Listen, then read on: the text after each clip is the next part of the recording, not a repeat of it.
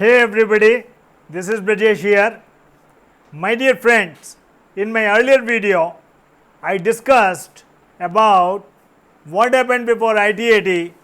in the case of Sri Chaudhary Transport Company versus ITO decided on 29 July 2020 by Supreme Court. The link for that video is given here. You may watch that video by clicking the above link.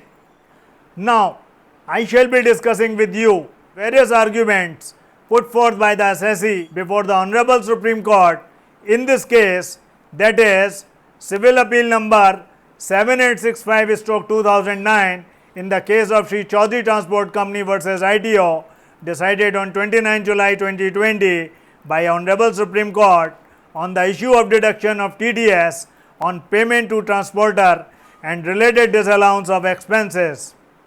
Keep watching this video till end in order to understand the various important aspects of TDS on transport contract under Income Tax Act. Assailing the order so passed by the High Court in summarily dismissal of the appeal as also the views expressed in the assessment and appellate orders, Learned Counsel for the assessee heard before the Honorable Supreme Court multiple contentions on the scope and applicability of Section 194C as also Section 40A thereof, and argued that these provisions could not have been applied to their case. Learned Counsel for the assessee has strenuously argued that the provisions of Section 194C of the Act, particularly subsection 2 thereof, were not applicable to the present case, for there was no oral or written contract of the assessee with the truck operator whose vehicles were engaged to execute the work of transportation of the goods. It has been contended by the assessee that the liability under Section 194C2 would have arisen only if payments were made to subcontractor, and that too in pursuance of a contract for the purposes of carrying whole or any part of the work undertaken by the contractor. The Learned Counsel for the assessee argued that when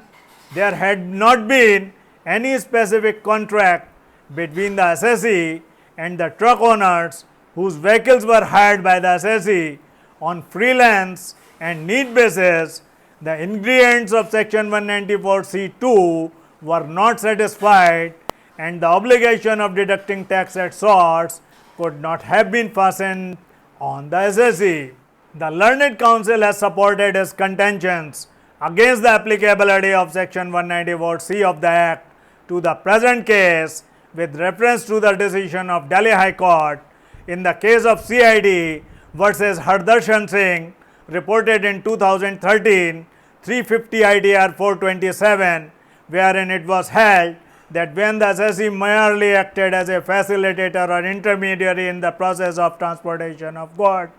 he had no liability to deduct TDS under Section 194C of the Act. The main plank of the submissions of the Learned Counsel for assessee has been that disallowance under Section 40A of the Act is confined to the expenses that are booked during the year but remain payable or outstanding and not the expenses that had already been paid. The Learned Counsel referred to the decision of the Supreme Court in the case of JK Synthetics Limited versus Commercial Tax Officer, reported in 1994 for SCC 2706, and the definition of the term paid in Section 43(2) of the Act to submit that the two expressions payable and paid are of the entirely different connotations. The Learned Counsel has painstakingly referred to the contents of the bill introducing the Finance Act of 2004, where the expression credited or paid were used, but in the provision as enacted, the expression payable has occurred. According to the Learned Counsel, if the legislature intended to disallow the deduction towards the payments made and incurred, it would have used the expression paid which term has been specifically defined for the purpose of section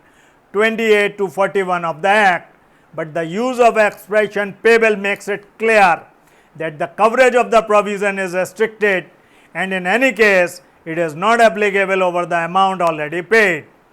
The learned counsel also attempted to draw support to his contention with reference to the contents of the proviso to section 40A of the Act, with the submission that the meaning and scope of the main provision is accentuated by the scope of proviso wherein the expression paid is used while giving out the circumstances when a deduction not allowed under the main provision could be claimed in the subsequent year.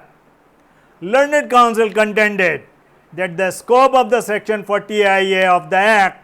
cannot be decided on the basis of the scope of section 194C of the Act. Learned counsel submitted that section 201 of the Act provides for consequences of non-deduction of TDS either at the time of payment or booking, whichever is earlier, and thus the said provision would apply to both the situations where the expenses amount has been paid or is payable. However, according to the learned counsel, the additional consequence of default as provided in section 40A of the Act would come into operation only if the alleged default strictly falls within the language of this provision, which is limited to the amount payable. Learned counsel submitted that the scope of section 40A of the Act cannot be expanded beyond its language merely because, as per section 194C, the liability to deduct taxes at the time of credit of such amount to the account of a contractor or at the time of payment, whichever is earlier. With reference to the decision of Supreme Court in the case of Institute of Chartered Accountants of India versus Pricewaterhouse, reported in 1997-93 Taxman 588, the learned counsel argued that when the words are clear and there is no obscurity, the intention of the legislature has to be inferred only from the words used in the provision. Thus, learned counsel for the SSE strenuously argued that section 40A of the Act remains limited in its scope and does not apply to the amount already paid. However, being aware of the position that the substratum of such contention does not stand in conformity with the views already taken by the Supreme Court in the case of Palam Gas Service versus CID, reported in 2017, 394 ITR 300, the learned counsel made elaborate submissions that the said decision in Palam Gas Service requires reconsideration. According to the learned counsel, such reconsideration is necessitated because of the fact that the taxing provision for disallowance has to be strictly construed as per the language used, and there is no scope for adopting the so-called purposive construction.